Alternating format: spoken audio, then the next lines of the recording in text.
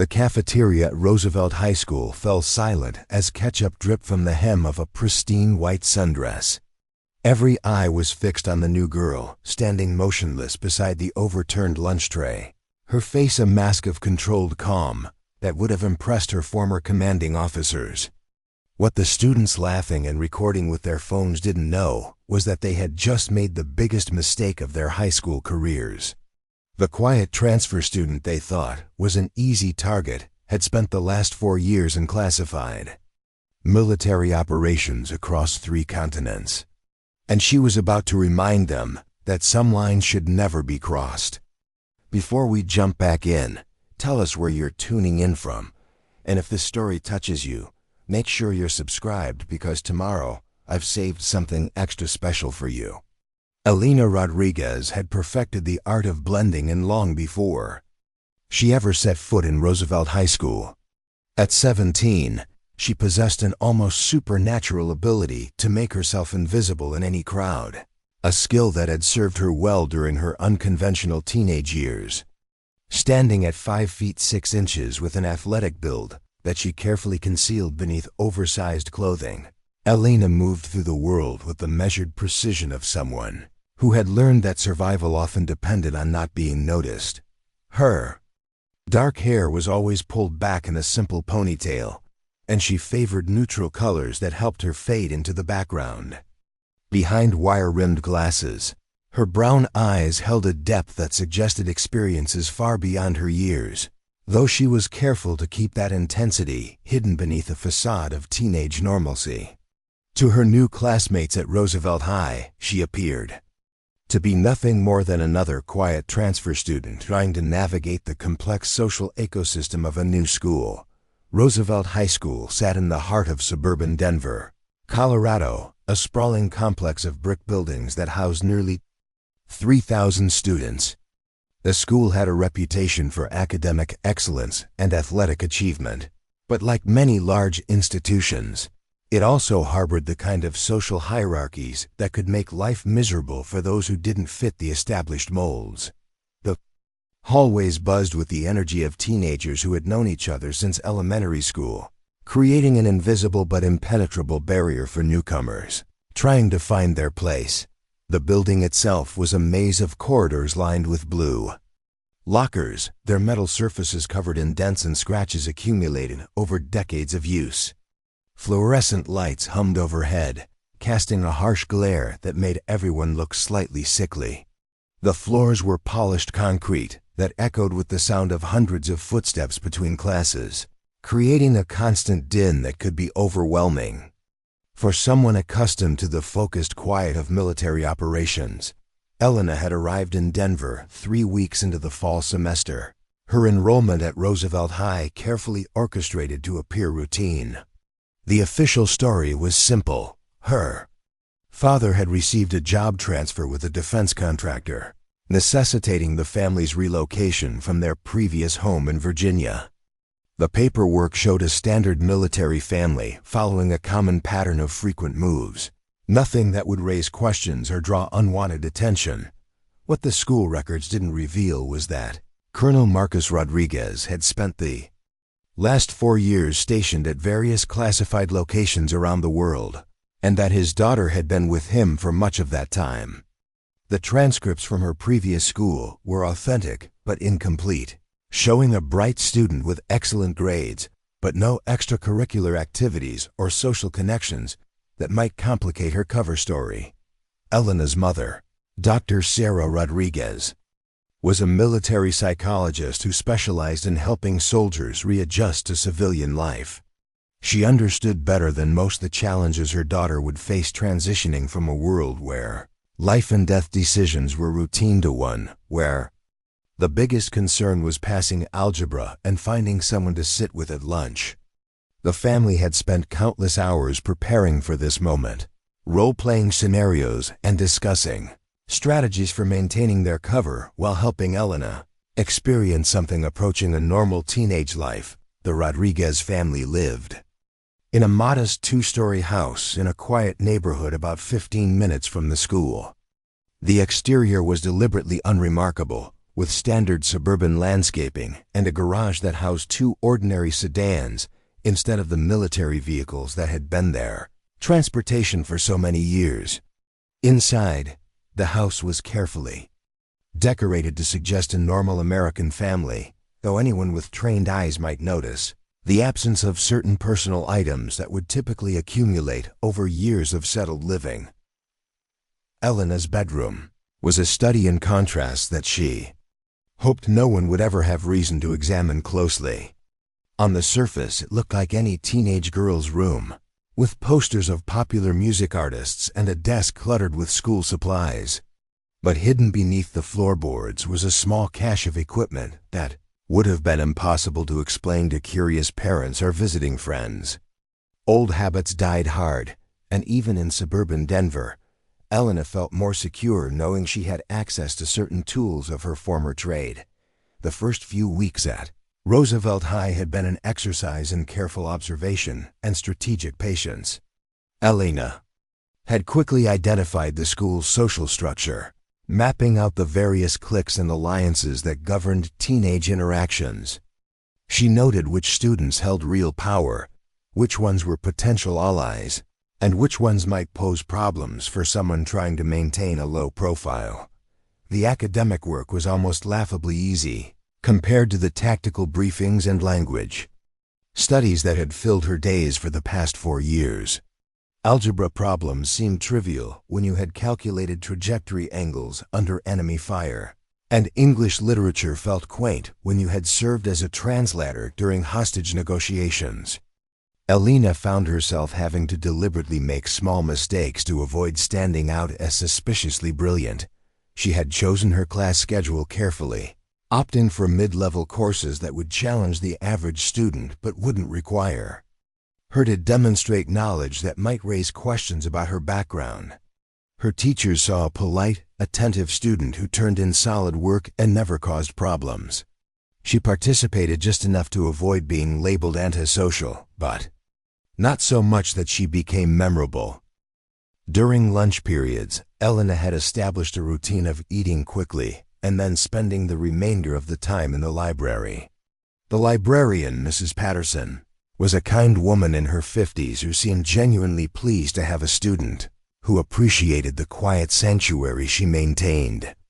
Elena would find a corner table where she could observe the entrances while appearing to study, a habit so ingrained that she barely noticed she was doing it. The library had become her refuge, a place where the constant noise and chaos of teenage social interaction couldn't reach her. She had memorized the location of every exit, identified which windows could serve as escape routes if necessary, and cataloged the various hiding spots where someone could wait undetected. These weren't conscious preparations for any specific threat. They were simply the automatic responses of someone whose survival had once depended on such awareness. Between classes, Elena moved through the hallways like a ghost, timing her routes to avoid the areas where crowds gathered and conflicts were most likely to occur. She had observed that most teenage drama followed predictable patterns, usually involving the same players in the same locations. By avoiding these hot spots and maintaining her invisibility, she had managed to complete her first 3 weeks without any significant incidents. Her cover story held up under casual scrutiny. When classmates asked about her previous school, she had prepared answers about a military academy in Virginia.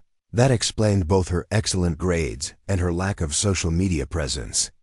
The story also provided a ready excuse for her occasional lapses into military bearing or terminology, which she could dismiss as habits picked up from her strict former institution. The most challenging aspect of her new life was the enforced passivity. For someone who had spent years taking decisive action in high-stakes situations, the petty conflicts and manufactured dramas of high school required an almost superhuman level of restraint.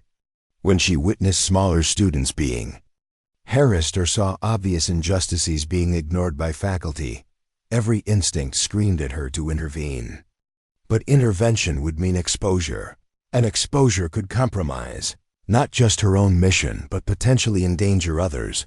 Elena had developed a series of mental exercises to help manage the frustration. When she felt the urge to step in during a hallway confrontation, she would run through tactical assessments in her head, analyzing the situation from every angle until the moment passed. When the artificial social hierarchies of teenage life seemed unbearably stupid, she would remind herself that this was temporary, a necessary part of her transition back to civilian life. Her parents had warned her that the adjustment would be difficult. Dr. Rodriguez had explained that soldiers returning from combat often struggled with the seemingly trivial concerns of civilian life, and Elena was experiencing a version of that same disconnect. The problems that consumed her classmates, who was dating whom, which party to attend, whether their outfit was cool enough, felt impossibly small compared to the life and death decisions she had been making just months earlier. But Elena was nothing if not adaptable. She had learned to speak 4 languages fluently, mastered weapon systems from a dozen different countries, and survived in some of the most hostile environments on Earth. Surely she could handle American high school. The key was patience, observation, and remembering that this was just another mission with different parameters and success criteria. As she sat in her usual corner of the library on that Tuesday afternoon in October, reviewing notes for a history test that would challenge exactly none of her actual knowledge, Elena allowed herself a moment of quiet satisfaction. 3 weeks down, and her cover remained intact. She had successfully established herself as an unremarkable transfer student, exactly as planned. Tomorrow would bring new challenges, but she was confident in her ability to maintain the facade for as long as necessary. What she couldn't have predicted was that her carefully constructed invisibility was about to be shattered by a group of students who had mistaken her strategic restraint for weakness. The quiet new girl who never fought back was about to become the target of an escalating campaign of harassment that would test every ounce of her self-control. And when that control finally snapped, Roosevelt High School would discover that they had been hosting a wolf in sheep's clothing, someone whose definition of an appropriate response to aggression had been calibrated in places where mercy was a luxury few could afford. 4 years earlier, Elena Rodriguez had been a typical 13-year-old military brat living on Fort Campbell, Kentucky. Her biggest concerns were passing 8th grade and convincing her parents to let her get her ears pierced. She spent her afternoons at the base teen center, complained about homework, and dreamed of eventually attending college somewhere far from military life. The idea that she would soon be carrying classified clearance and operating in combat zones would have seemed like something from a movie. The transformation began with a phone call that changed everything. Colonel Rodriguez had been selected for a highly classified assignment that would take him to various international locations over the next several years. The mission was so sensitive that traditional arrangements for military families wouldn't work. Sending Elena to live with relatives or attend boarding school posed security risks that couldn't be ignored. After extensive discussions with military leadership and child psychologists, an unprecedented decision was made. Elena would accompany her father, but not as a typical dependent. She would be enrolled in an experimental program designed to train young operatives for intelligence gathering in situations where adult agents couldn't blend in effectively. The program, officially designated Project Youth Shield, was so classified that fewer than 20 people in the entire military hierarchy knew of its existence. Preparing and narrating this story took us a lot of time, so if you are enjoying it, subscribe to our channel. It means a lot to us. Now back to the story. The initial briefing took place in a windowless room deep within the Pentagon. Elena sat between her parents, trying to process what she was being told by a stern woman in a business suit who introduced herself only as Agent Morrison. The program would require Elena to undergo intensive training in multiple disciplines: languages, technology, combat techniques, psychological operations, and cultural adaptation. She would be given a new identity and backstory, That would allow her to operate in various international settings while appearing to be nothing more than a military dependent. "This is not a game," Agent Morrison had emphasized, her gray eyes fixed on Elena's face. "You will be placed in real situations where your performance could affect national security. You will witness things that most adults never see. You will be required to make decisions that could impact lives. If you cannot handle that responsibility, we need to know now." Elena had looked at her parents, seeing the mixture of pride and terror in their eyes. Her father's jaw was set in the expression he wore when preparing for dangerous missions. Her mother's hands were clasped so tightly in her lap that her knuckles had gone white. They were asking their 13-year-old daughter to essentially join the military in a capacity that didn't officially exist. "What happens if I say no?" Elena had asked. "Your father's assignment continues, but you remain stateside in protective custody until his return," Agent Morrison replied. "It would mean years of separation from your family, but it would be safer." The decision hadn't been difficult. The Rodriguez family had always been a team.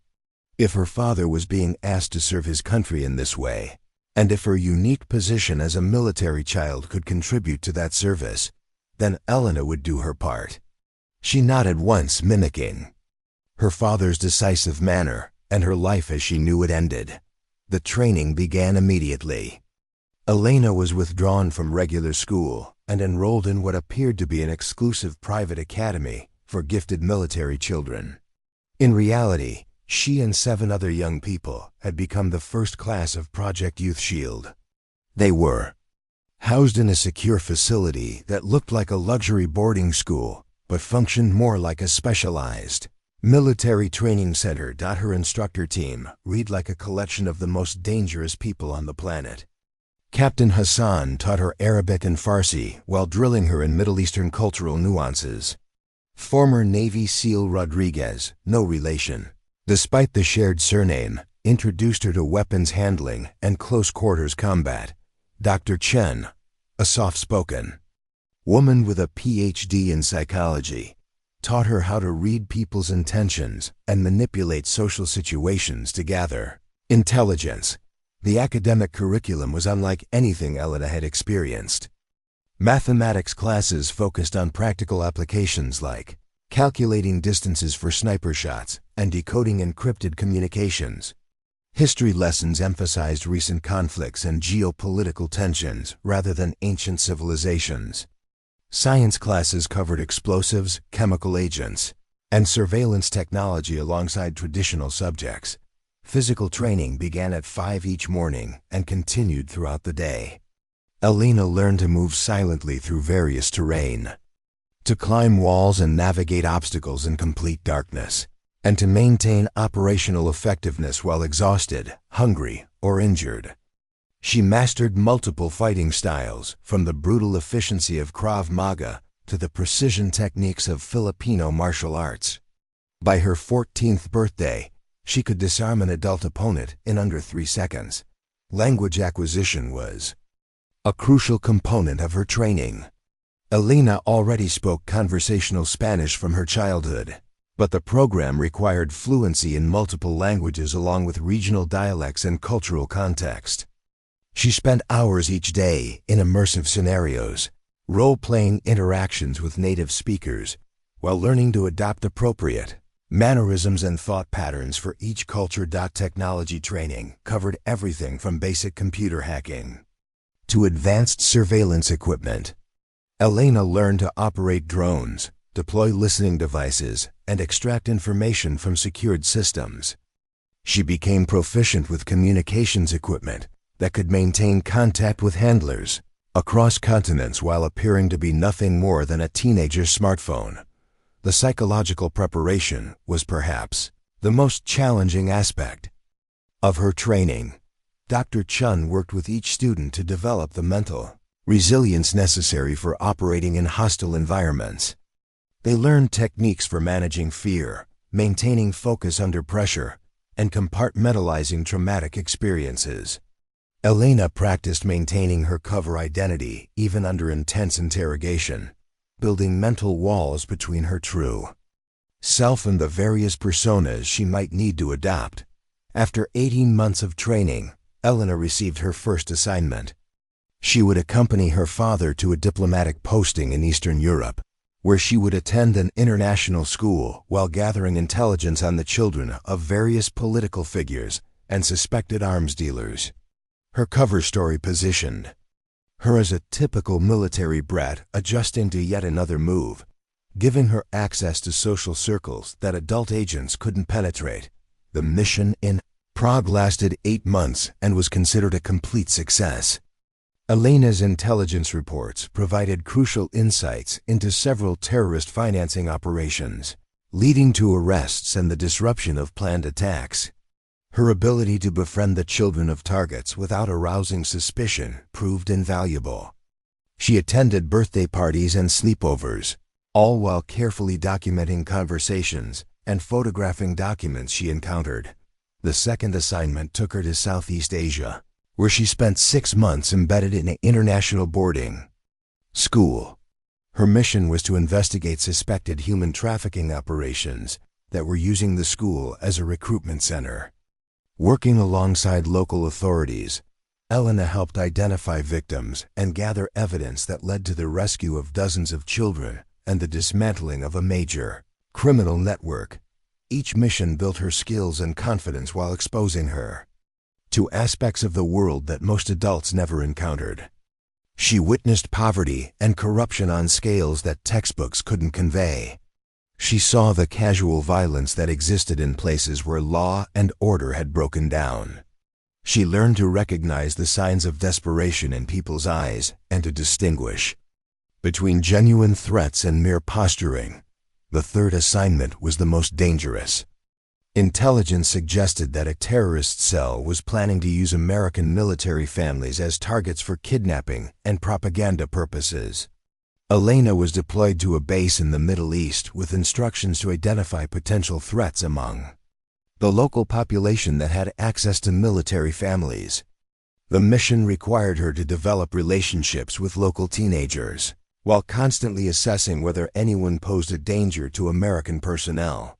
Living in a combat zone, even within the relative safety of a military base, taught Elena lessons that no training exercise could replicate. She learned to sleep through artillery fire and to maintain normal conversation while mentally calculating the trajectory of incoming mortar.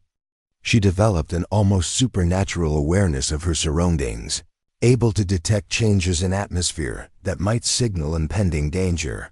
The psychological toll of maintaining multiple identities while operating in life-threatening situations was enormous. Elena began experiencing nightmares and panic attacks, symptoms that Dr. Chen had warned her to expect. The program included regular psychological evaluations and counseling sessions, but there was only so much that could be done to mitigate the impact of such experiences on a developing mind. Her parents struggled with their decision to allow their daughter to participate in the program. Colonel Rodriguez took pride in Elena's achievements and the valuable service she was providing, but he also grieved for the normal childhood she was sacrificing. Dr. Rodriguez worked tirelessly to help her daughter process the psychological challenges while maintaining the emotional stability necessary for continued operations. The final mission took place in South America, where Elena spent 4 months infiltrating a school attended by the children of drug cartel leaders.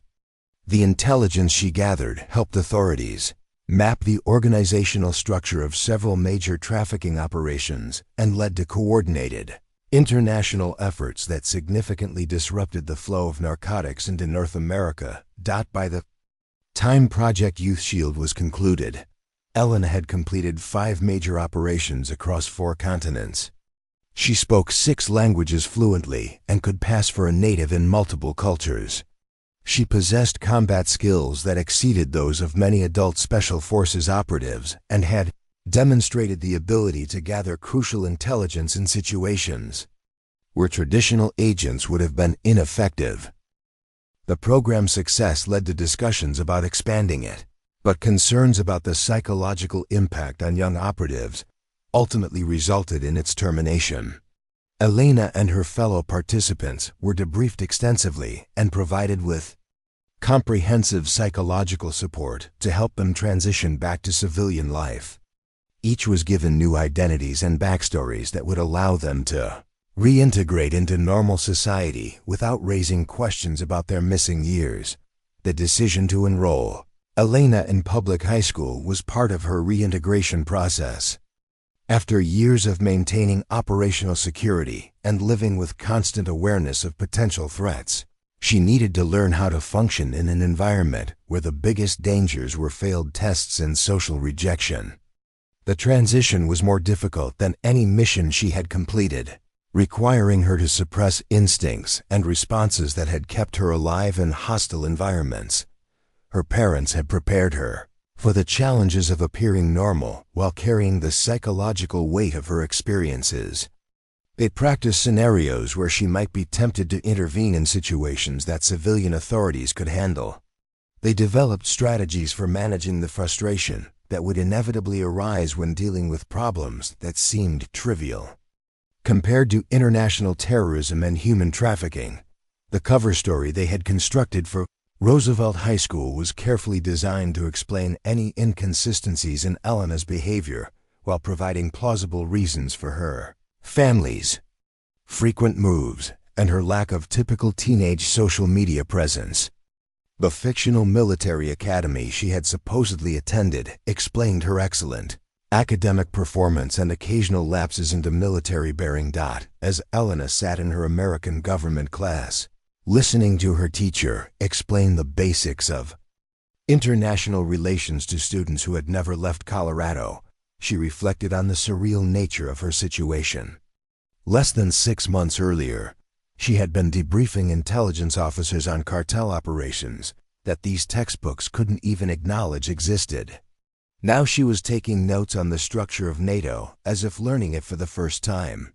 The most challenging aspect of her new life was the enforced helplessness.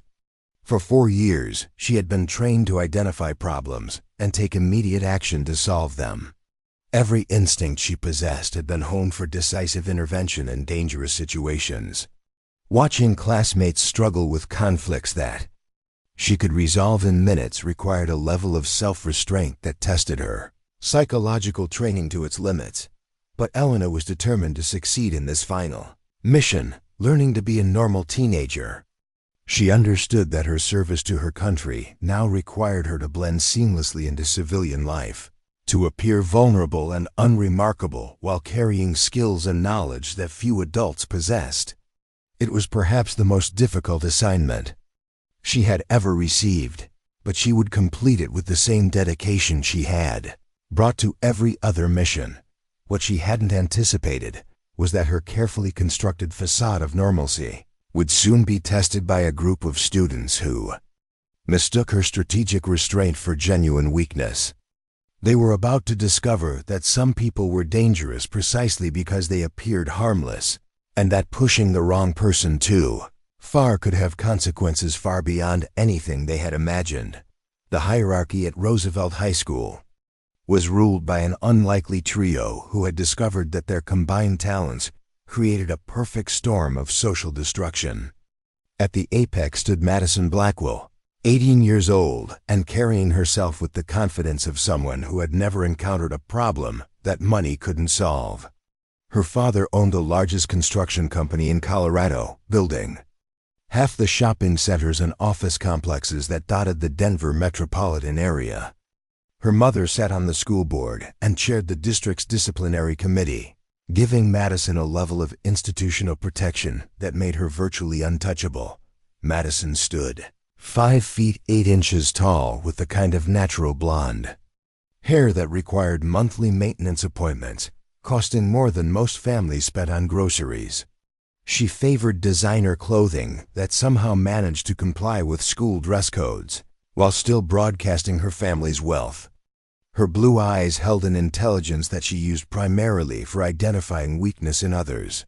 and her smile could shift from dazzling to predatory in the space of a heartbeat.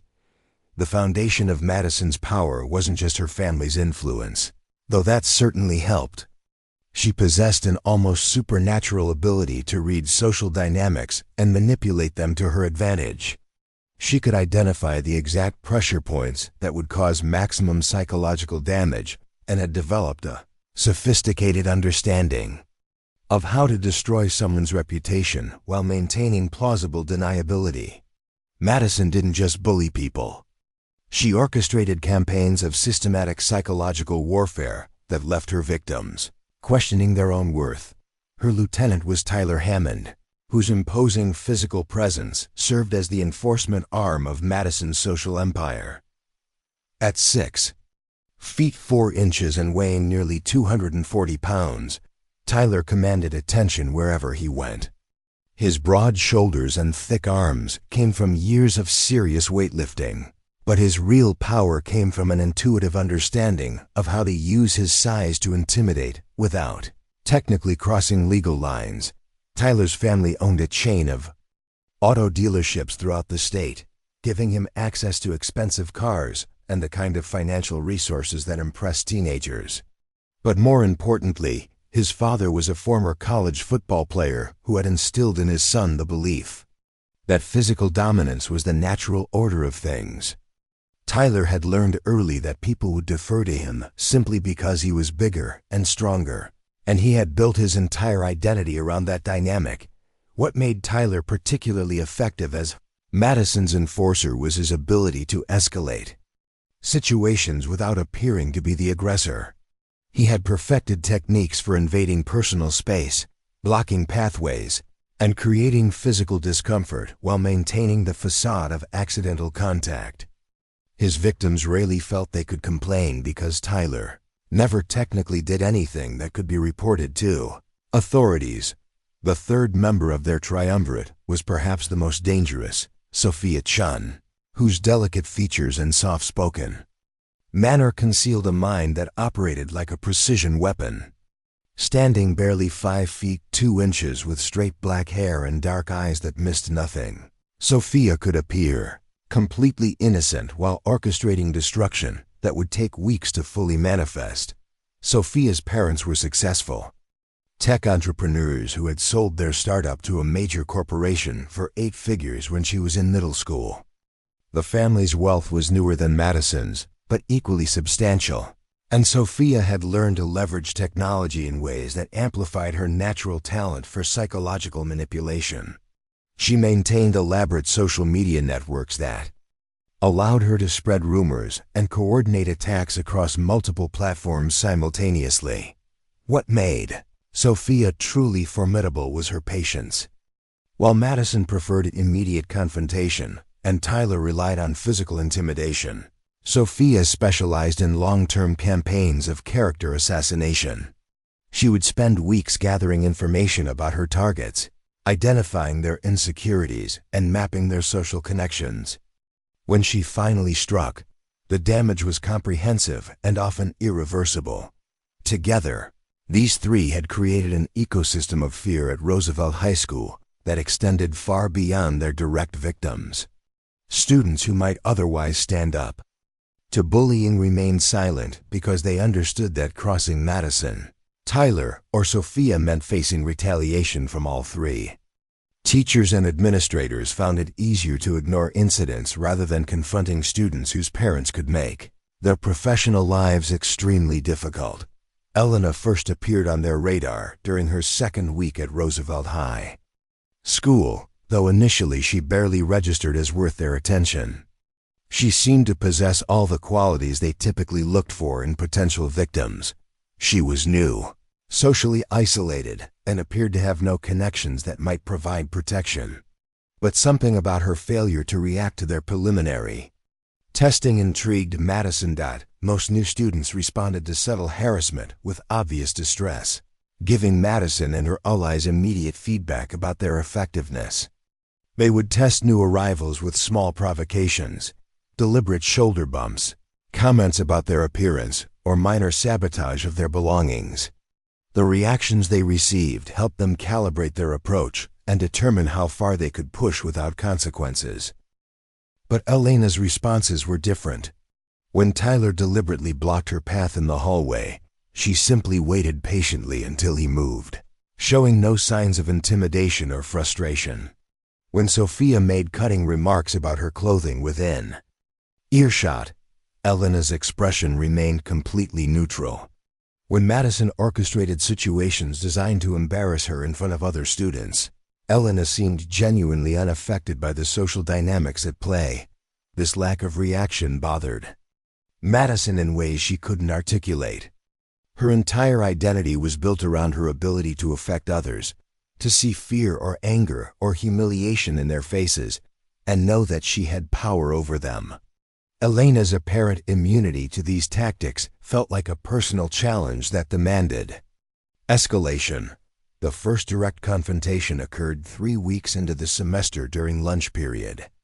Madison had been watching Elena's routine and noticed that she always ate quickly before retreating to the library. Deciding that this behavior needed correction, Madison approached Elena's table with Tyler and Sophia flanking her, their formation designed to create maximum psychological pressure.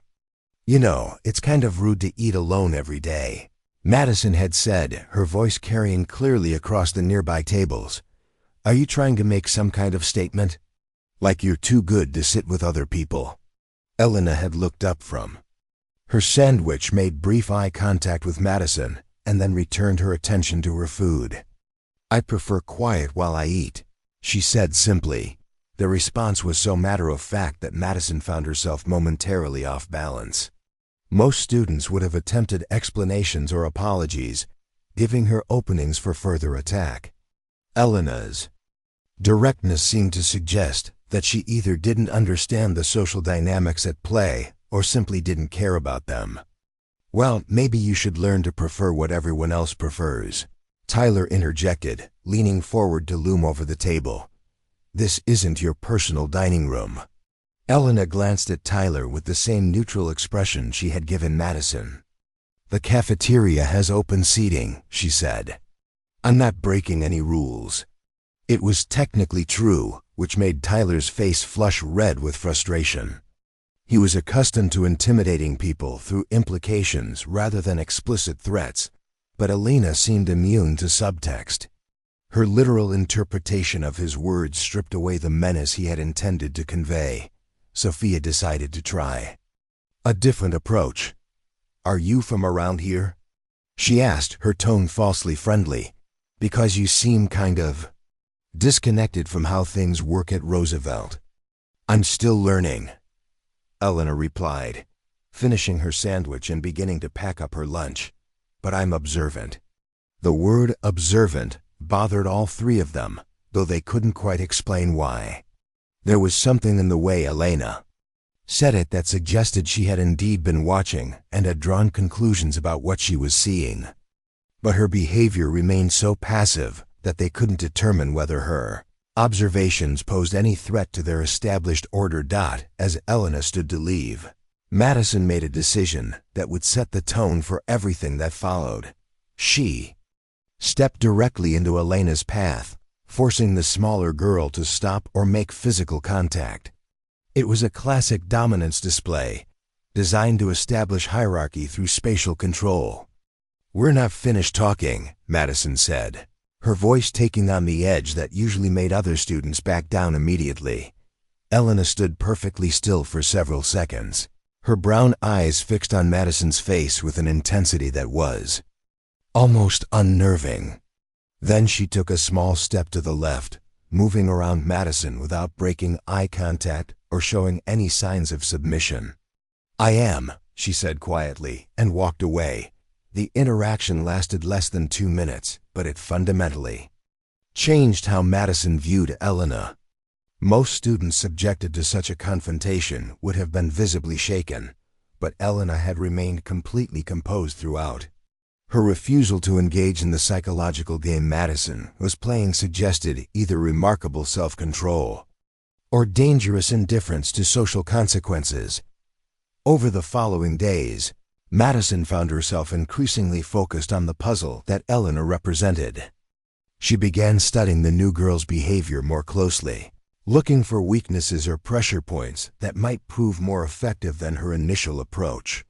What she discovered only deepened the mystery. Elena moved through the school with a purposefulness that was unusual for teenagers. She never seemed lost or confused, never appeared to be searching for bathroom locations or classroom numbers the way most new students did. Her routes between classes followed patterns that suggested careful planning rather than random navigation. She positioned herself in classrooms where she could observe all entrances and rarely sat with her back to open spaces. These observations might have seemed paranoid if attributed to anyone else, but Elena's behavior was so subtle that Madison only noticed it because she was actively looking for anomalies. The new girl's hypervigilance was well concealed beneath a facade of typical teenage distraction. But once Madison recognized it, she began to see other inconsistencies. Elena's academic performance was puzzling. She consistently earned high grades but never seemed to study with the intensity those grades should have required. She participated in class discussions with insights that suggested extensive background knowledge, but she claimed to have attended a military academy that Madison's research suggested had a much more limited curriculum than Elena's knowledge thus implied. Most intriguingly, Elena seemed to have no digital footprint. Sophia's extensive searches had uncovered virtually no social media presence, no online photos, and no electronic trail of the kind that followed most American teenagers. The few records Sophia could find were official documents that appeared authentic but somehow felt sterile, as if they had been created specifically to provide cover rather than document actual experiences. The lack of information only increased Madison's determination to crack Elena's composure. She began orchestrating more sophisticated harassment campaigns, using her network of followers to create systematic pressure designed to isolate and humiliate her target. Students were encouraged to exclude Elena from group projects, to spread rumors about her social inadequacies, and to document any instances of unusual behavior that might be used against her. But Elena continued to navigate these attacks with the same frustrating equanimity. When assigned to group projects where other students deliberately excluded her, she simply completed the work independently and submitted reports that were superior to anything the groups produced collectively. When rumors circulated about her supposed social problems, she seemed genuinely unaware of or unconcerned about the gossip. Tyler escalated to more direct physical harassment, deliberately bumping into Elena in crowded hallways and making inappropriate comments about her appearance. But even these confrontations failed to produce the desired reaction. Elena would simply adjust her position to maintain her balance and continue walking without acknowledging that anything unusual had occurred. The frustration was eating away at Madison's carefully maintained confidence. Her reputation as the undisputed queen of Roosevelt High School depended on her ability to control and manipulate others. Elena's apparent immunity to these tactics felt like a direct challenge to her authority that couldn't be allowed to stand. Sophia suggested that they needed to find something Elena actually cared about before they could hurt her effectively. The problem was that their target seemed to have no visible attachments or vulnerabilities. She didn't appear to want friends, wasn't interested in romantic relationships, and showed no signs of caring about her social status or reputation. The breakthrough came when Madison realized that Elena's very lack of reaction might itself be the key to destroying her. If they could create a situation so extreme that maintaining her composure became impossible, they might finally crack her facade and expose whatever weakness lay beneath. The plan that began forming in Madison's mind was more elaborate and vicious than anything she had attempted before, but she was running out of patience with conventional approaches. What Madison didn't understand was that her escalating campaign against Elena was being observed and catalogued by someone whose training had taught her to recognize patterns of behavior that preceded violence. Every harassment attempt was noted, every participant identified, every escalation measured against. Threat assessment protocols that Madison couldn't have imagined. Alina's apparent passivity wasn't weakness or ignorance. It was operational discipline. She was allowing her enemies to reveal themselves completely before determining how to respond. But that patience had limits, and Madison's determination to break her was pushing the situation toward a confrontation that would exceed those limits. The stage was being set for a clash between two very different kinds of power, the artificial authority of wealth and social position against the real capabilities of someone trained for situations where losing meant dying. Madison believed she was hunting prey, but she was actually painting a target on herself for a predator, whose mercy was the only thing keeping her safe. The psychological warfare intensified as October progressed, with Madison's campaign against Alina evolving into something more systematic and cruel than anything Roosevelt High School had witnessed before.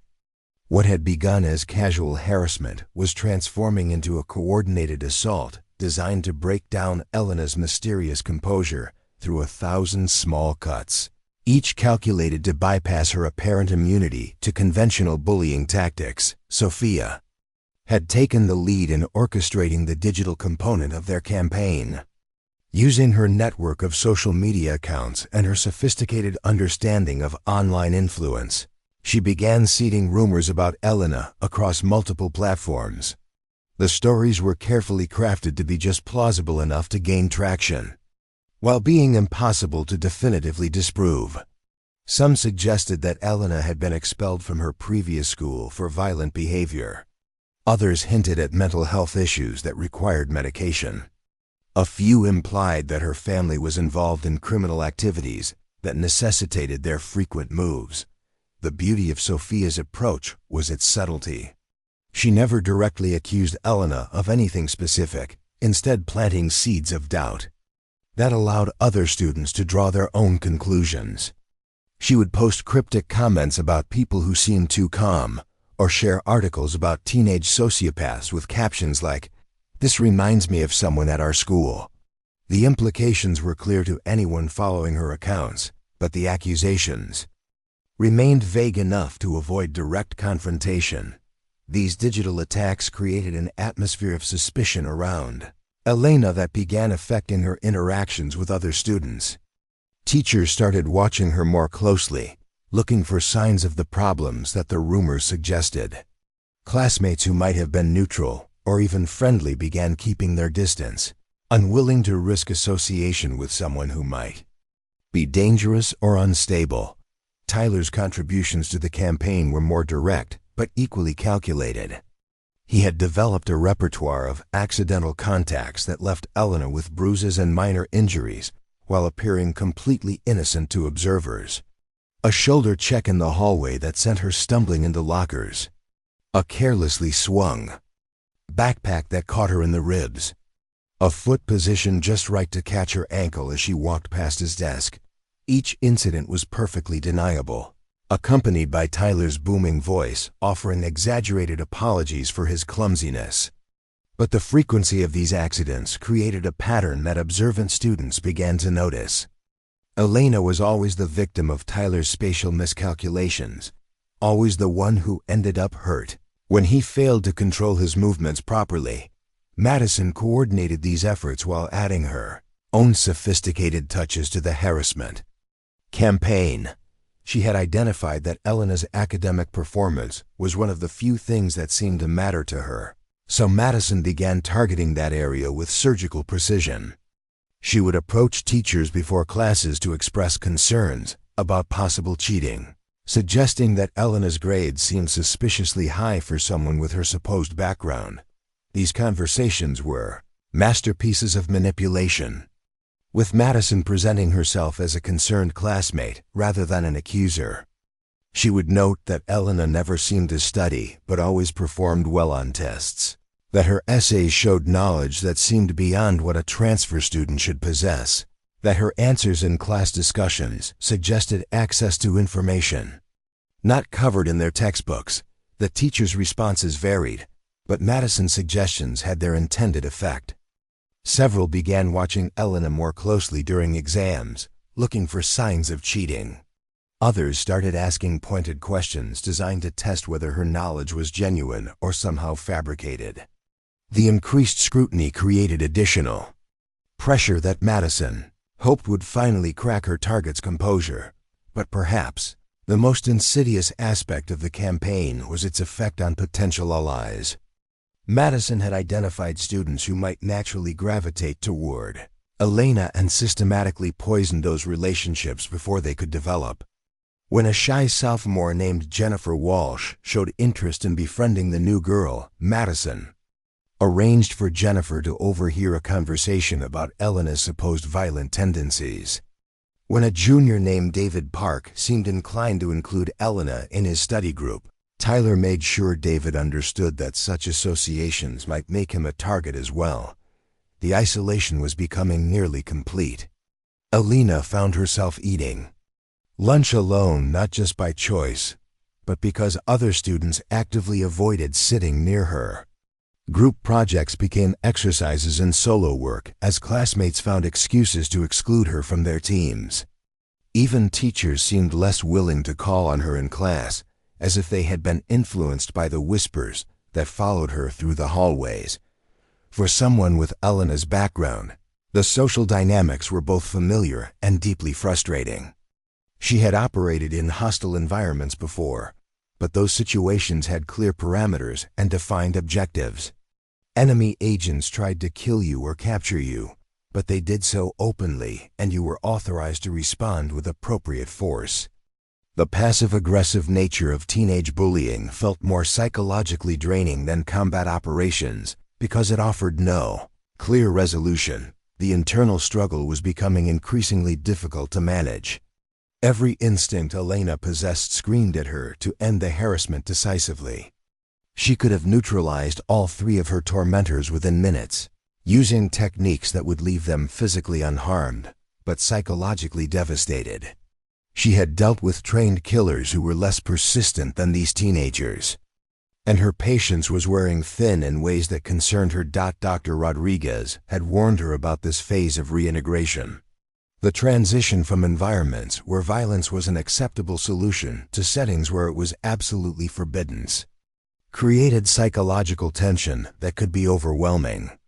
Elena had developed coping mechanisms during her debriefing sessions, but implementing them while under constant attack required a level of self-control that felt almost superhuman. She found herself unconsciously reverting to operational habits that could have blown her cover if anyone had been trained to recognize them. Her awareness of her surroundings became hyper-vigilant, tracking potential threats and escape routes, even during routine classroom activities. She began timing the movements of her harassers, noting their patterns and identifying windows of vulnerability that could be exploited. Action became necessary. The most dangerous sign was her growing detachment from civilian consequences. When Tyler deliberately knocked her books down for the third time in 1 week, Elena's first impulse was to calculate the exact pressure required to shatter his kneecap. When Sophia posted a particularly vicious rumor about her family, Elena found herself mentally reviewing techniques for destroying someone's digital life so completely that they would never recover from the devastation. These thoughts were intrusive and unwelcome, symptoms of psychological conditioning that was fighting against the artificial constraints of high school social dynamics. Elena understood that indulging such fantasies was dangerous, but the temptation was becoming harder to resist as the harassment continued to escalate. The breaking point was approaching, and Elena could feel it building like atmospheric pressure before a storm. Her training had taught her to recognize the signs of impending violence, both in herself and others, and she was beginning to exhibit behaviors that preceded explosive action. Her sleep patterns were becoming disrupted by dreams of combat scenarios. Her appetite was decreasing as her body prepared for the heightened metabolism that accompanied conflict situations. Most concerning was her growing inability to care about maintaining her cover. the mission parameters that had seemed so important. During her initial briefings were beginning to feel abstract and irrelevant compared to the immediate challenge of surviving high school without committing acts that would destroy her civilian future. Colonel Rodriguez had noticed the changes during their weekly check-in calls. His daughter's voice had taken on the clipped precision that indicated she was operating under extreme stress. Her reports about school activities were becoming shorter and more tactical in nature, as if she was unconsciously reverting to military briefing formats. "How are you managing social integration?" he asked during one particularly tense conversation. "Within acceptable parameters," Elena replied automatically, then caught herself using military jargon. "I mean, it's challenging, but I'm handling it." Elena. Her father's voice carried the authority of command, but also the concern of a parent. "Remember that this mission is voluntary. If the psychological cost becomes too high, we can extract you immediately.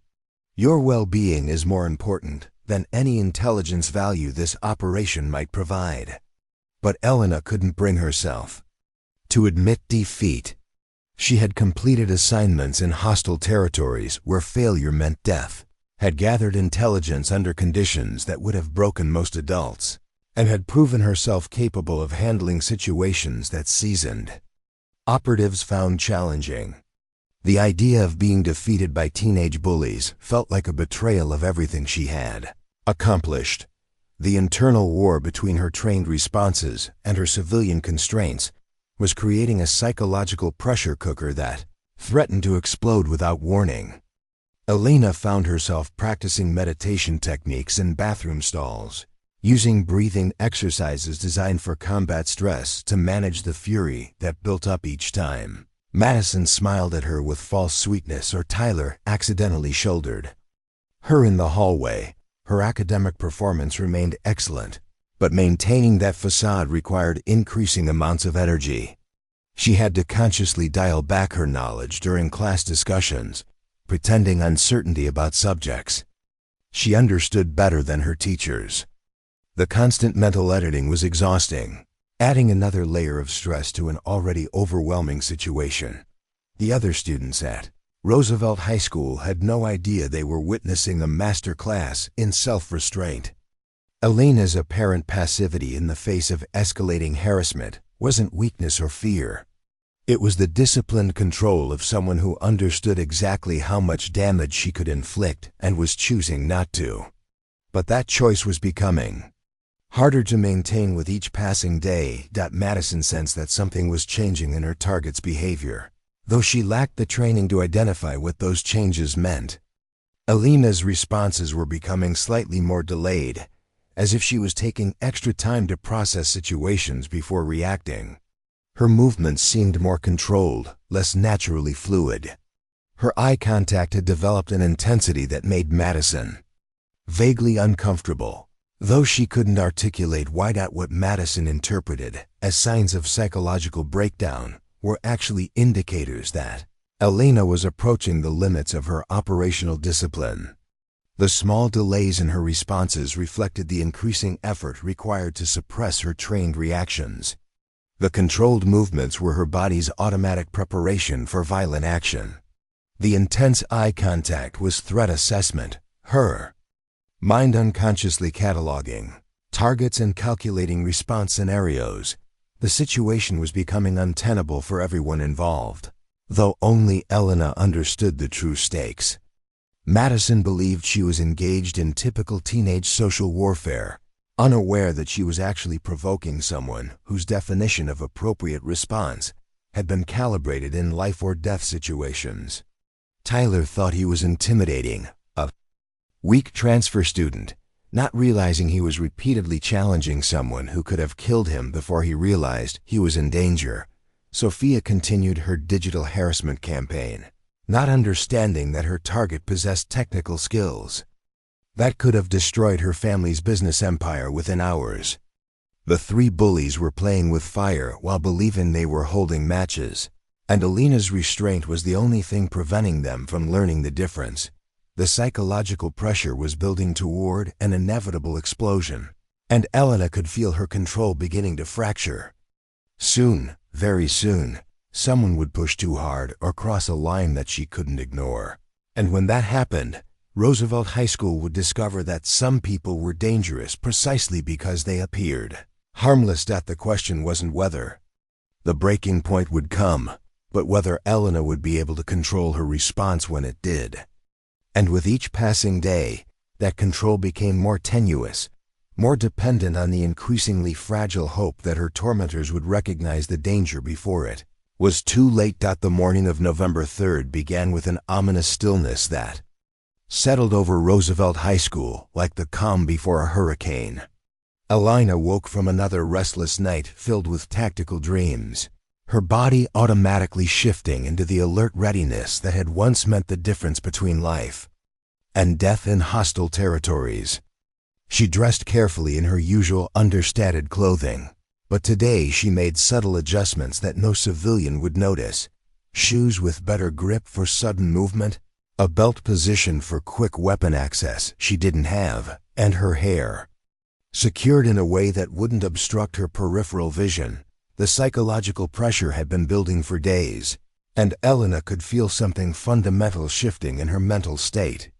The careful compartmentalization that had allowed her to maintain her cover was beginning to break down under the relentless assault on her civilian identity.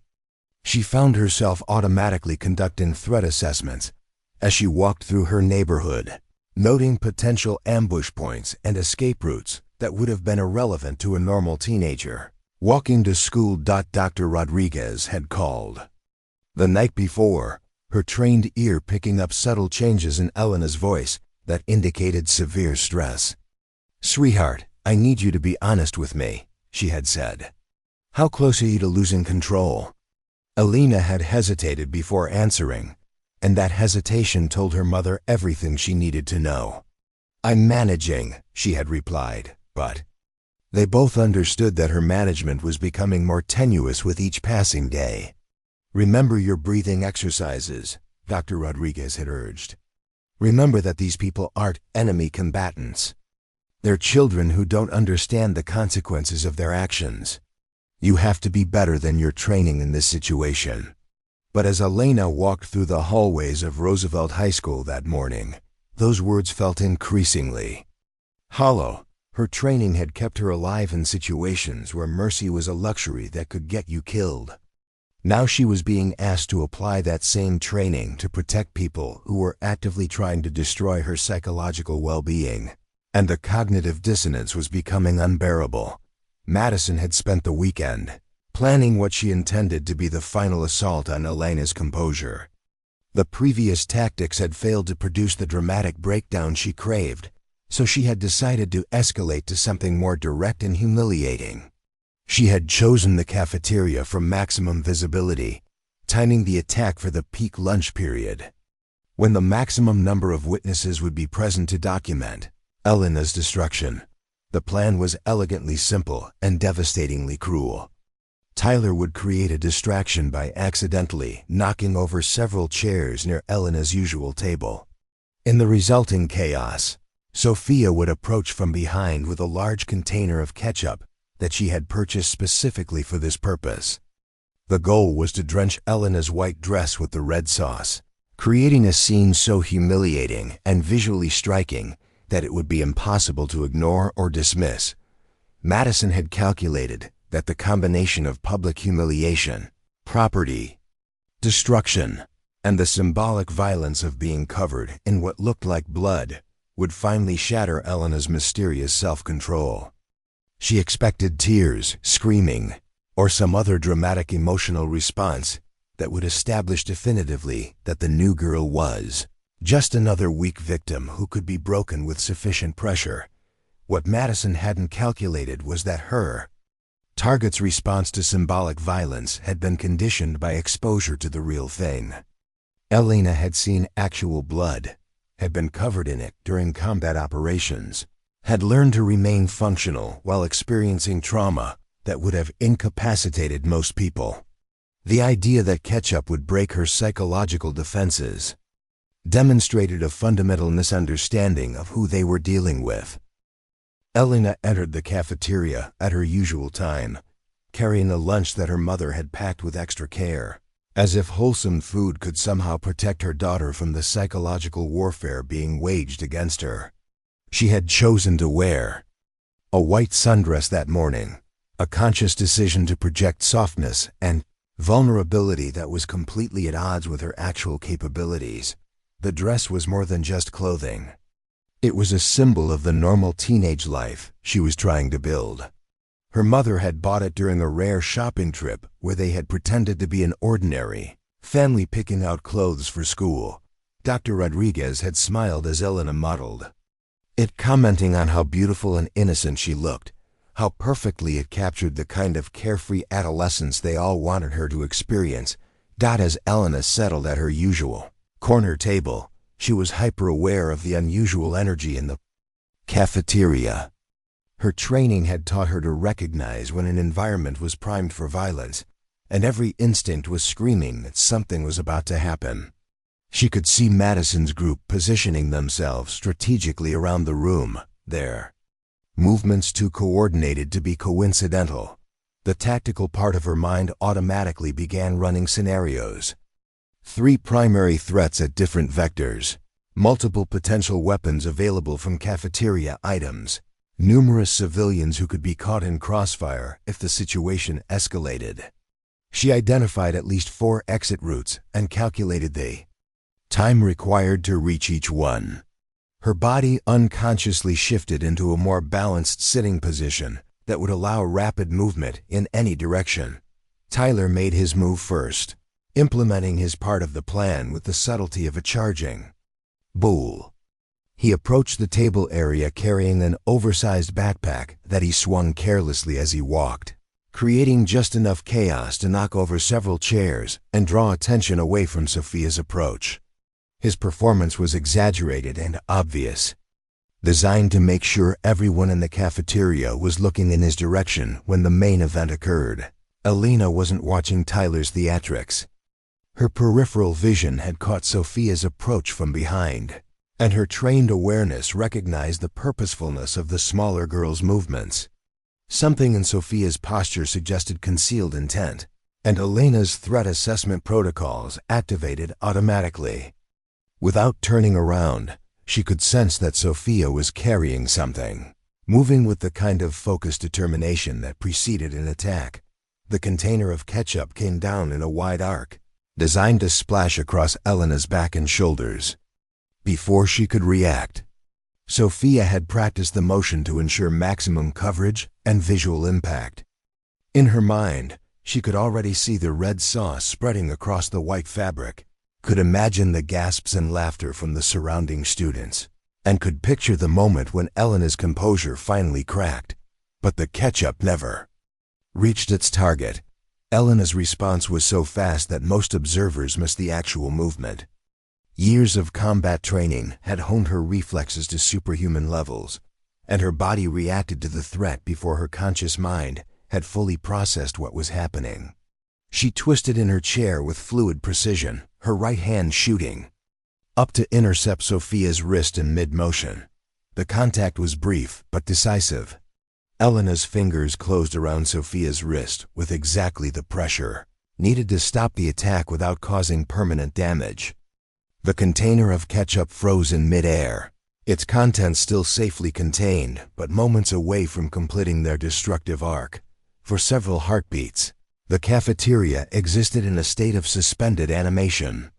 Sophia stood frozen with her arm trapped in Elena's grip, her eyes wide with shock at the speed and precision of the interception. Tyler had stopped his dramatic chair-knocking routine and was staring in confusion at the scene behind him. Madison's carefully orchestrated plan had been disrupted by a reaction she hadn't anticipated. Then Elena spoke, her voice carrying clearly across the suddenly quiet cafeteria despite its soft volume. "Let go of the container." The words were delivered with the kind of quiet authority that military personnel learn to recognize and obey instantly. There was no anger in Elena's tone, no emotion at all, just the expectation of immediate compliance from someone who was accustomed to being obeyed. Without question, Sophia's hand opened reflexively, and the plastic container fell to the floor. With a hollow thump, ketchup splashed across the tiles in a red puddle that looked disturbingly like blood in the harsh fluorescent lighting.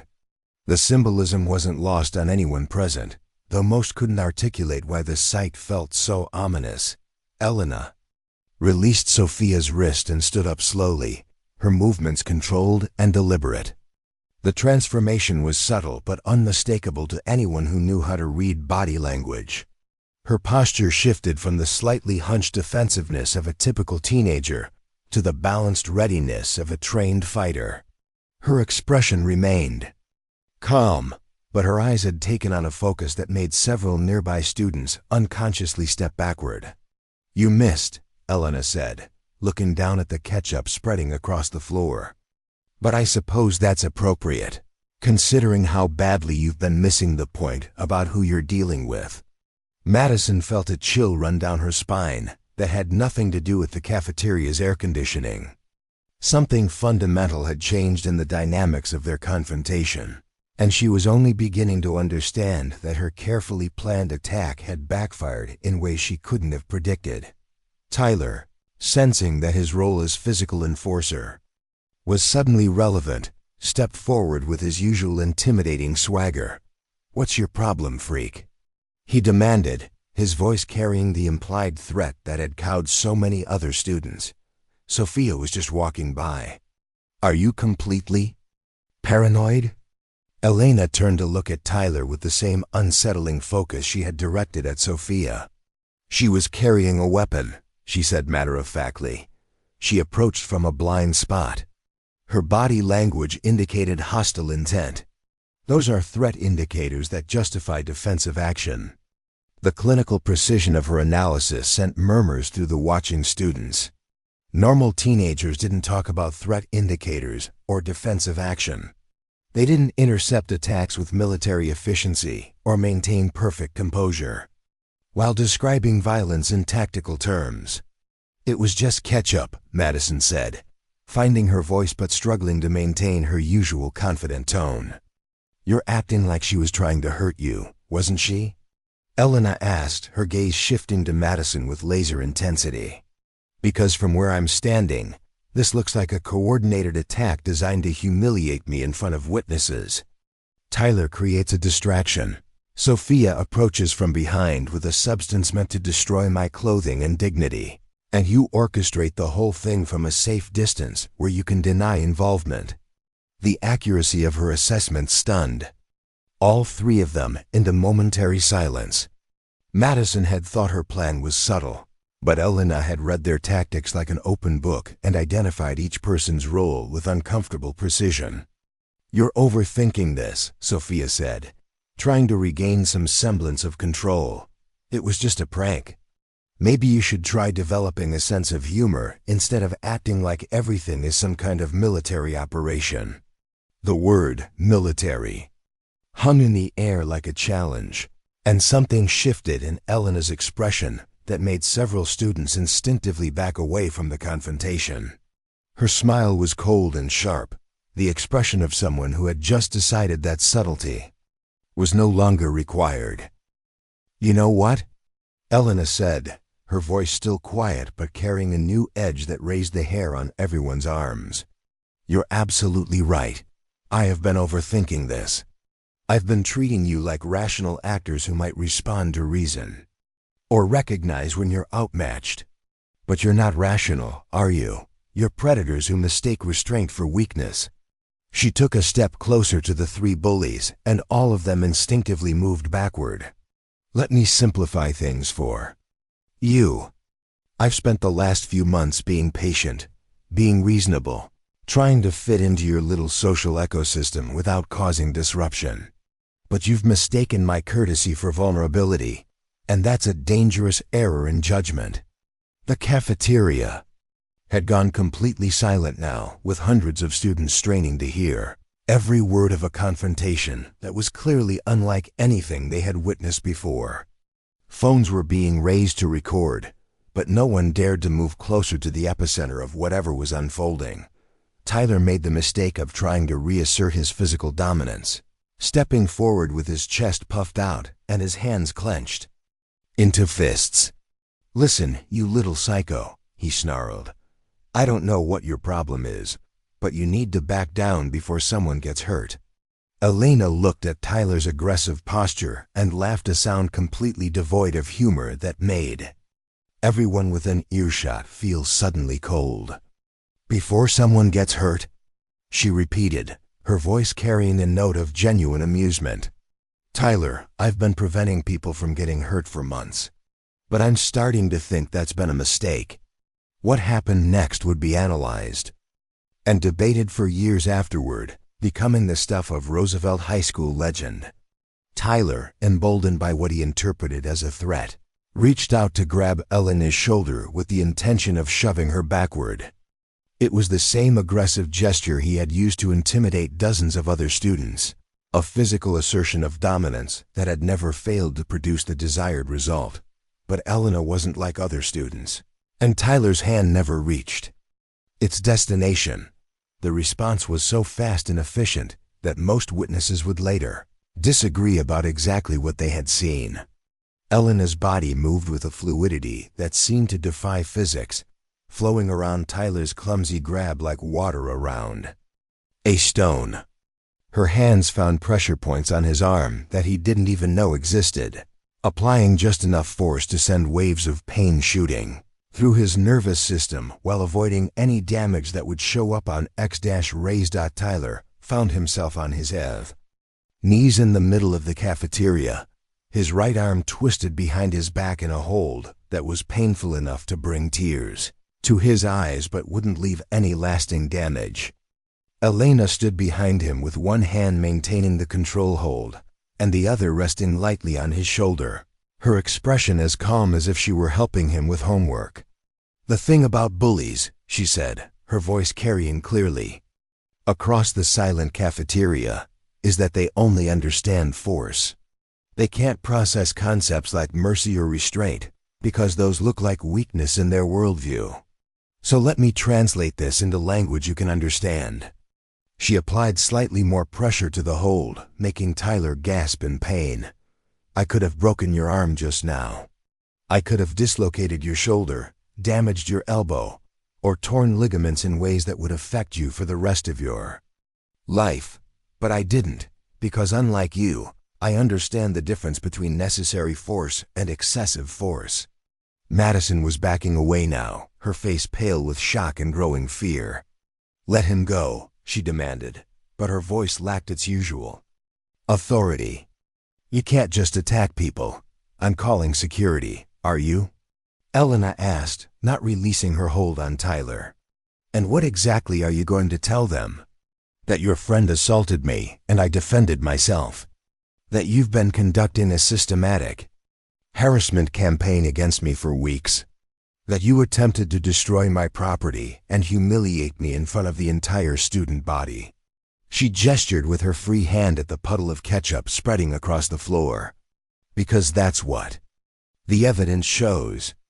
Tyler initiated physical contact. Sophia attempted to assault me with that container, and you orchestrated the whole thing. I'd be very interested to hear how you plan to spin that in your favor." The silence in the cafeteria was absolute now, broken only by Tyler's labored breathing and the sound of phone cameras recording every moment of the confrontation. Students who had spent months watching Elena being bullied were witnessing a reversal so complete and dramatic that it seemed like something from a movie. Elena released Tyler's arm and stepped back, allowing him to struggle to his feet while nursing his injured pride and aching joints. Her posture remained relaxed but ready, like a predator that had demonstrated its capabilities but wasn't done hunting. "Here's what's going to happen," she said, addressing all three of her former tormentors, but speaking loudly enough for the entire cafeteria to hear. "You're going to clean up this mess. You're going to apologize for trying to destroy my dress. And then you're going to leave me alone. Not just for today, not just until you think I've forgotten, but permanently." Madison found her voice, though it trembled with a combination of anger and fear. "You can't make demands. This isn't how things work here. You're nobody, and we are nothing, Elena finished, her quiet words cutting through Madison's protest. Like a blade. You're spoiled children playing at being dangerous because you've never encountered anyone who actually was dangerous. But that just changed. The transformation was complete now. The shy, invisible transfer student was gone, replaced by someone whose very presence seemed to alter the atmospheric pressure in the room. Students who had never paid attention to Elena before found themselves unable to look away, drawn by a magnetism they couldn't understand but couldn't deny. I tried to do this the civilized way, Elena continued, her gaze moving between her three antagonists. I tried to blend in, to avoid conflict, to let you have your little power games without interference. But you couldn't leave well enough. Alone, you had to keep pushing, keep testing, keep trying to break something that you never understood in the first place. She smiled again, and that expression contained more menace than Tyler's most aggressive posturing had ever managed. So congratulations, you succeeded in getting my attention. Now you get to live with the consequences of that success. The silence that followed Elena's ultimatum stretched across Roosevelt High School's cafeteria like a taut wire ready to snap. 300 students sat frozen in their seats, phones still recording, minds struggling to process the complete reversal of power they had just witnessed. The quiet transfer student who had endured months of harassment without retaliation had just demonstrated capabilities that belonged in action movies, not high school cafeterias. Tyler remained on his feet but swayed slightly, his face flushed with humiliation as he rubbed his shoulder where phantom pain still lingered from Elena's precise application of pressure points. The physical discomfort was nothing compared to the psychological devastation of being neutralized so effortlessly by someone half his size. His entire identity was built around physical dominance, and that foundation had just crumbled in front of everyone who mattered in his social world. Madison's carefully constructed confidence was unraveling in real time. Her hands trembled as she tried to maintain her authoritative posture, but her voice had lost the commanding edge that had made other students defer to her for years. "This isn't over," she managed to whisper, though even she could hear how hollow the threat sounded. Elena tilted her head slightly, studying Madison with the clinical interest of an entomologist examining an interesting specimen. "Actually, it is," she said with the finality of someone stating a natural law. "You just haven't accepted that reality yet." Sophia had gone completely pale, her usual sharp-tongued commentary replaced by shocked silence. The container that had held the ketchup lay at her feet like evidence at a crime scene, its contents spreading across the cafeteria floor in patterns that somehow looked more ominous than they should have. She kept flexing her wrist where Elena had grabbed her, amazed that there were no marks despite the iron grip that had stopped her attack cold. The first person to break the tableau was Mrs. Henderson, the cafeteria's supervisor, who had been watching the entire confrontation from behind the serving counter. A veteran of 30 years in public education, she had seen countless student altercations, but nothing in her experience had prepared her for what she had just witnessed. The new girl's movements had been too precise, too controlled, too professional for a typical teenage fight. "What's going on here?" Mrs. Henderson demanded as she approached the group, though her voice lacked the authority it usually carried. Something about Elena's presence made even adults hesitant to assert control, as if they instinctively recognized that conventional disciplinary measures might not apply to whatever this girl actually was. Elena turned to face the supervisor with the same calm composure she had maintained throughout the confrontation. "There was an incident," she said simply. "These students attempted to assault me with that container." She gestured toward the ketchup spreading across the floor. "I defended myself using the minimum necessary force. No one was seriously injured." The clinical precision of her language sent murmurs through the watching students. Normal teenagers didn't describe fights using phrases like minimum necessary force or provide tactical assessments of their own actions. The vocabulary alone suggested training and experience that had no place in suburban Colorado high schools. Mrs. Henderson looked between Elena and the three students who had terrorized half the school without consequences, noting the dramatic shift in their relative positions of power. Tyler was still nursing his arm and avoiding eye contact with everyone present. Madison had lost her usual arrogant bearing and seemed smaller somehow, as if Elena's demonstration had physically diminished her presence. Sophia stood motionless, apparently afraid that any sudden movement might trigger another lightning-fast response. "I need to call the principal," Mrs. Henderson said, though she made no immediate move toward the phone. The situation felt too volatile to leave unattended, and she sensed that removing the adult supervision might lead to escalation that could turn violent. "That would be appropriate," Elena agreed. "I'm sure Principal Martinez will want to review the security footage and interview witnesses about the assault attempt and the harassment campaign that preceded it."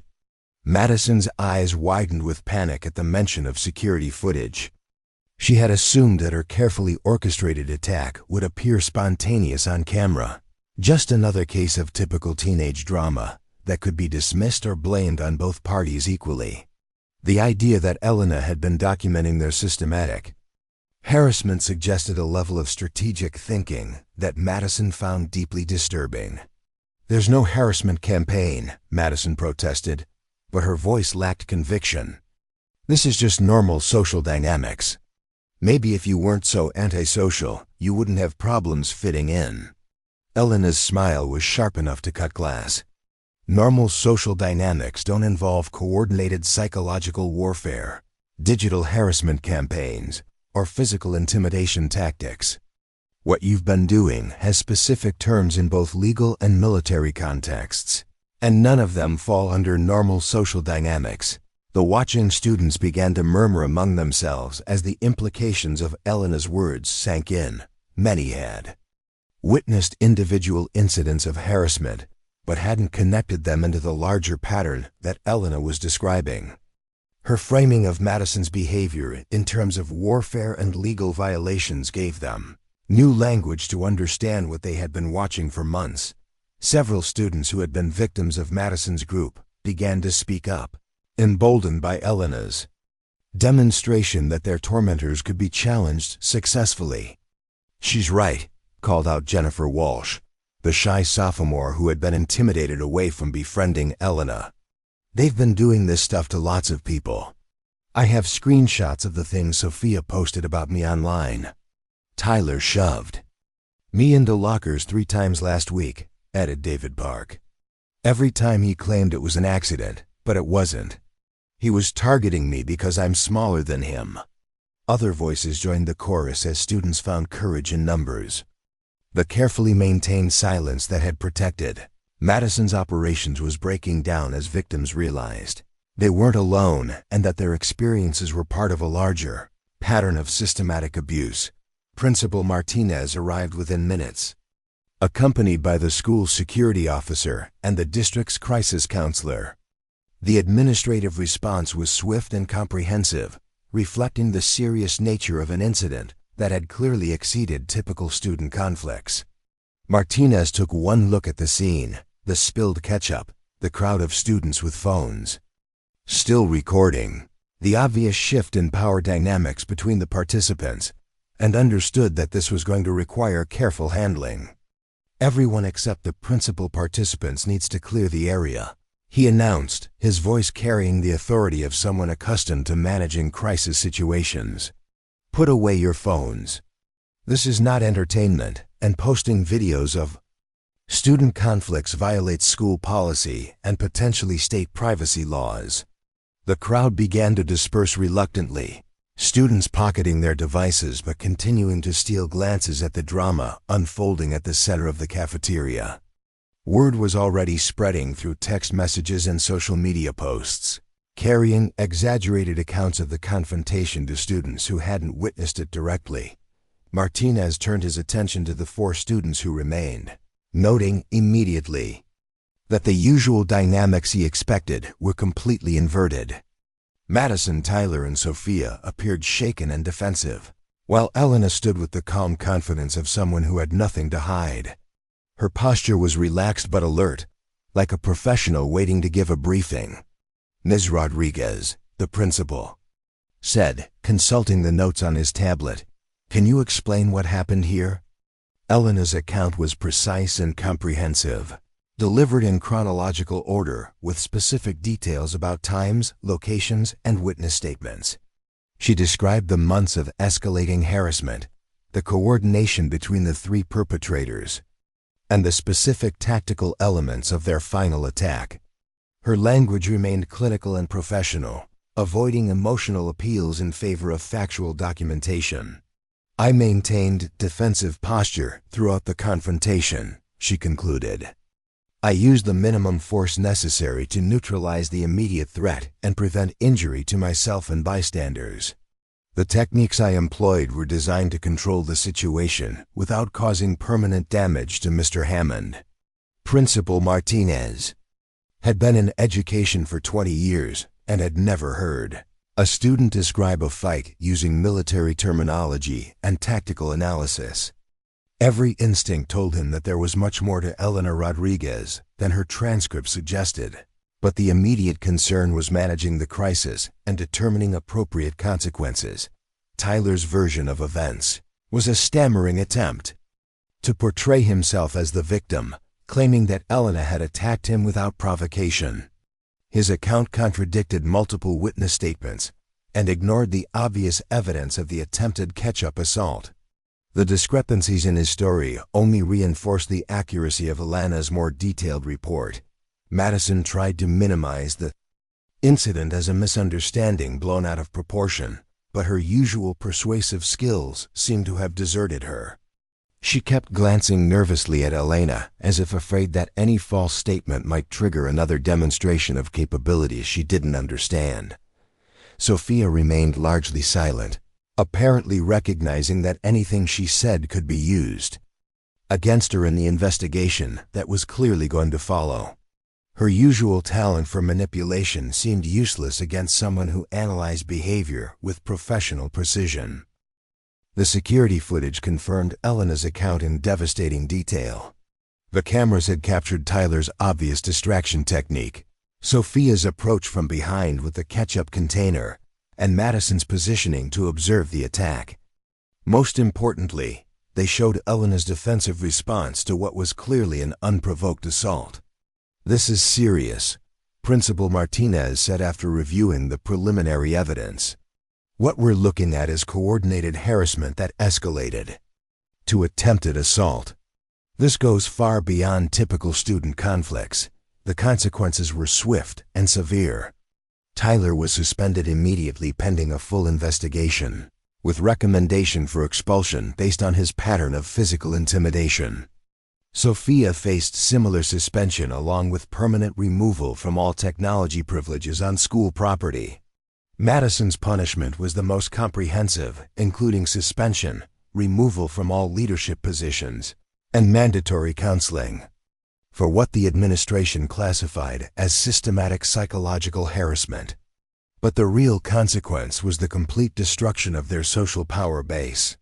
Students who had feared them for years suddenly saw them as they really were: bullies, whose authority had been built on the assumption that no one would ever fight back effectively. The mystique that had made them untouchable evaporated the moment Elena demonstrated that they could be challenged and defeated. The story spread through Roosevelt High School with viral intensity, growing in detail and drama with each retelling. By the end of the day, Elena had gone from invisible transfer student to school legend, with students approaching her in hallways to express admiration for her courage or to share their own stories of harassment by Madison's group. "I can't believe you actually stood up to them," one junior told her after chemistry class. "I've been wanting to do that for 3 years, but I was too scared." "Fear is understandable," Elena replied, "but sometimes courage is contagious. Now that one person has shown it's possible to resist them, others will find their own strength." The attention was overwhelming and potentially dangerous to her cover. But Elena handled it with the same strategic thinking she applied to everything else. She deflected questions about her background while encouraging other students to report harassment they had experienced.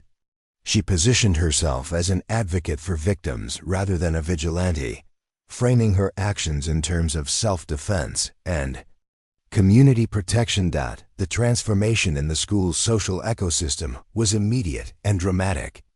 Students who had been isolated by Madison's network began forming new friendships. Victims of harassment found their voices and started reporting incidents they had previously endured in silence. The culture of fear that had protected the bullies was replaced by something resembling actual justice. But perhaps most importantly, Elena had finally found her place at Roosevelt High School.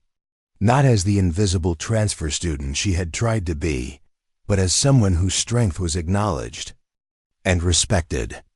The mission parameters had changed, but she had successfully completed her primary objective, learning to navigate civilian life while protecting those who couldn't protect themselves. The girl who had spent years serving her country in classified operations had found a new mission in the hallways of suburban high school. And she was just getting started. 3 months after the cafeteria incident that had transformed Roosevelt High School's social landscape, Elena Rodriguez stood at the edge of the outdoor amphitheater watching the Spring Drama Club's rehearsal of Romeo and Juliet. The irony wasn't lost on her that a story about feuding families and tragic misunderstandings was being performed at a school that had recently experienced its own dramatic resolution of conflict. The changes at Roosevelt High had been profound and lasting. The toxic ecosystem that Madison, Tyler, and Sophia had maintained through fear and manipulation had collapsed so completely that it seemed impossible that it had ever existed. In its place, something healthier had emerged, not perfect, because teenagers would always be teenagers, but fundamentally different in ways that gave Elena genuine satisfaction. Madison had returned from her suspension a different person entirely. The confident queen bee who had ruled through cruelty and manipulation was gone, replaced by someone who seemed genuinely committed to understanding why her behavior had been so destructive. The mandatory counseling sessions had forced her to confront the underlying insecurities that had driven her need to control and humiliate others. "I keep thinking about what you said," Madison had told Elena during an awkward encounter in the library 2 weeks earlier. "About how I was a predator who mistook restraint for weakness. I hated hearing it, but you were right. I was so focused on being powerful that I never stopped to think about whether I was being good." The conversation had been stilted and uncomfortable, but it represented something that Elena recognized from her military experience: the moment when an adversary begins to genuinely understand the consequences of their actions. Madison's apology had been more than just words. It had been accompanied by concrete actions designed to repair the damage she had caused. She had used her family's influence not to escape consequences, but to implement new anti-bullying policies at Roosevelt High School. The Blackwell Foundation had donated funding for a peer mediation program and mandatory social-emotional learning curriculum.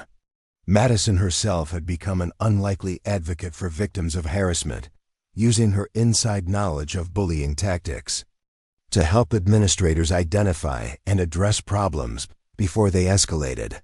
Tyler's transformation had been more physical than psychological. The humiliation of being so easily neutralized by someone half his size had shattered his reliance on intimidation, forcing him to develop other aspects of his personality. He had channeled his natural athleticism into coaching younger students, discovering that he actually enjoyed helping people improve rather than tearing them down. "I never realized how scared everyone was of me," he had confided to Elena during a chance encounter after school. "I thought respect and fear were the same thing. Now I know they're actually opposites." His relationship with his father had required significant adjustment as the older Hammond struggled to understand why his son was no longer interested in dominating others through physical presence. But Tyler's grades had improved dramatically once he stopped spending his energy on harassment campaigns, and his genuine enthusiasm for helping younger athletes had earned him recognition from college recruiters who valued character as much as size. Sophia's rehabilitation had been the most complex of the three. Her talent for psychological manipulation hadn't disappeared, but she had learned to redirect it toward positive purposes. She had become the architect of Roosevelt High's new digital citizenship program, using her understanding of social media dynamics to teach other students about online responsibility and the real-world consequences of virtual cruelty. I was good at hurting people because I understood exactly how their minds worked, she had explained to Elena during a student government meeting. Now I'm trying to use that same understanding to help people protect themselves from others, like I used to be. The peer mediation program that Sophia helped design had become a model for other schools in the district. Her insights into the psychology of teenage social dynamics had proven invaluable in creating intervention strategies that actually worked rather than just sounding good in policy documents. But perhaps the most significant change at Roosevelt High School was the emergence of students who had found their voices after years of silence. Jennifer Walsh had started a support group for victims of harassment that met weekly in the library. David Park had successfully run for student council on a platform of inclusivity and protection for vulnerable students. Dozens of other students who had been isolated or marginalized had formed new friendships and alliances based on mutual support rather than shared victimization. Elena had become something of a legend, though she worked carefully to manage that reputation in ways that wouldn't compromise her cover or create unrealistic expectations. Students approached her for advice about standing up to bullies, handling conflicts, or building confidence, and she had learned to provide guidance that drew on her training without revealing its true nature. The key to real strength, she would tell students who asked about her techniques, is knowing when to use it and when not to. Anyone can learn to fight, but it takes wisdom to know when fighting is actually necessary. She had started an informal self-defense club that met after school, teaching basic techniques for situational awareness and personal protection. The classes were popular with students who had been victims of harassment, giving them practical skills while building the confidence that came from knowing they could protect themselves if necessary. The club had attracted attention from parents and faculty who were impressed by Elena's maturity and teaching ability. Several had commented that her instruction style seemed unusually professional for a teenager, but she deflected such observations by crediting online tutorials and her supposed military academy background. Principal Martinez had become one of Elena's strongest supporters, recognizing that her presence had catalyzed positive changes throughout the school community. He had asked her to serve on the district's anti-bullying task force, where her insights into predatory behavior and victim psychology had proven invaluable. "I've been in education for 20 years, he had told her parents during the conference, and I've never seen a student with such a mature understanding of conflict resolution and community building." Whatever school she attended before this clearly provided exceptional character education. Colonel and Dr. Rodriguez had attended that conference with a mixture of pride and anxiety, watching their daughter navigate civilian authority figures while maintaining her carefully constructed cover story. The transition had been more successful than any of them had dared hope, but it had also required constant vigilance to prevent accidental revelations that could compromise everything they had built. The weekly check-ins with her parents had evolved from crisis management sessions to genuine family conversations about normal teenage concerns. Elena's grades remained excellent, but now she also had friends, extracurricular activities, and the kind of social connections that had been impossible during her years of covert operations. "I'm proud of what you've accomplished here, Doctor," Rodriguez had told her during a recent conversation. "You've learned to use your strength to build rather than destroy, to protect rather than dominate. That's the most important lesson anyone can learn, regardless of their background." The psychological integration had been more successful than the family's most optimistic projections. Elena still maintained the hypervigilance and tactical awareness that had kept her alive during her operational years, but she had learned to modulate those responses to civilian environments. The nightmares had decreased in frequency, and her ability to form genuine relationships had improved dramatically. She had even begun dating, something that would have been impossible during her years of maintaining operational security. Marcus Chun, a senior who shared her interest in international relations and spoke 3 languages fluently, had asked her to prom with the kind of nervous sincerity that reminded her how normal teenage relationships were supposed to work. "I know you're probably too sophisticated for high school romance," he had said, fumbling with the words in a way that was completely unlike the confident charm offensive that Tyler might have attempted. "But I really enjoy talking with you. And I thought maybe we could enjoy not talking together at a formal dance." The invitation had made her laugh in ways that had nothing to do with tactical advantage or operational necessity. For the first time in years, she was experiencing the genuine emotions that came with normal teenage social interactions, and the novelty was both terrifying and wonderful. The spring semester had brought new challenges and opportunities. Elena had been accepted to several prestigious universities with full scholarships, though her family would need to carefully coordinate her college choice with Colonel Rodriguez's next assignment to maintain their cover story. The transition to civilian higher education would require its own adjustments, but she felt confident that the lessons learned at Roosevelt High School had prepared her for whatever came next. She had also been approached by several military recruiters who had heard about her leadership abilities and academic achievements. The conversations had been surreal, with officers trying to convince her to consider a military career, while having no idea that she had already served her country in ways they couldn't imagine. "The Army could use someone with your natural leadership abilities," one recruiter had told her.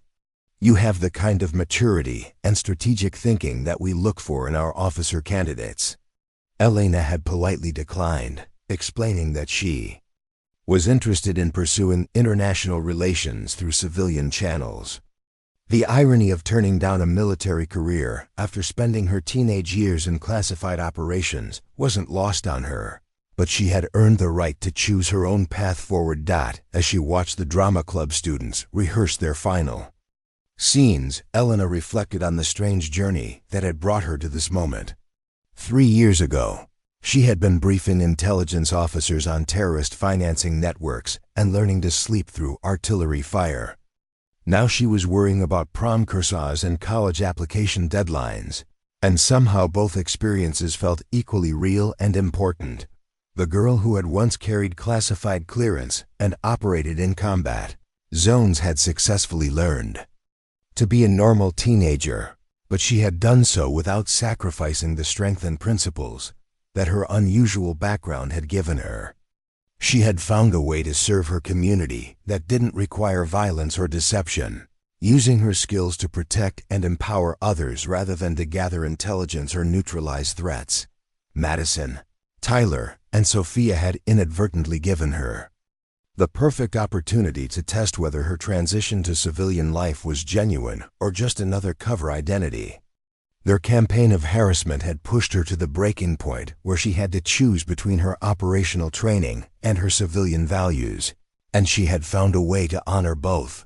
The confrontation in the cafeteria had been a moment of truth that could have gone very differently if Elena had responded with the full extent of her capabilities. If she had chosen to make examples of her tormentors rather than simply neutralizing them, the outcome could have been devastating. But she had proven to herself and others that true strength lay in restraint, that real power came from knowing when not to use it. As the drama club finished their rehearsal and began packing up their props, Elena made her way toward the parking lot where Marcus was waiting to drive her home.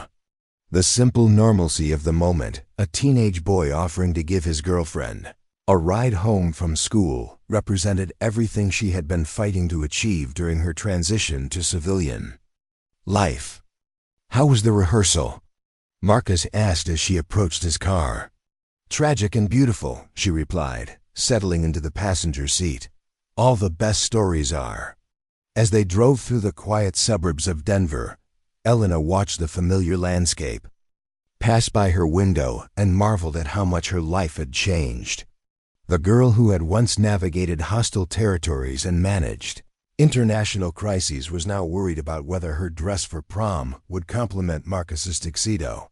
And somehow, that felt like the most natural thing in the world. She had successfully completed the most difficult mission of her career, learning to be human again. And for the first time since leaving her operational life behind, she was genuinely excited about whatever challenges the future might bring. Roosevelt High School had taught her that strength without compassion was meaningless, that real victory came not from defeating enemies, but from creating allies, and that the most important battles were often the ones where you chose not to fight. The legend of the quiet transfer student who had stood up to the school's most notorious bullies would outlive her time at Roosevelt High School, inspiring future students to find their own courage when faced with intimidation and harassment. But for Elena, the real victory was simpler and more personal. She had finally learned to live for herself rather than for her mission, and that made all the difference in the world. Up next, you've got 2 more standout stories right on your screen. If this one hits the mark, you won't want to pass these up. Just click and check them out.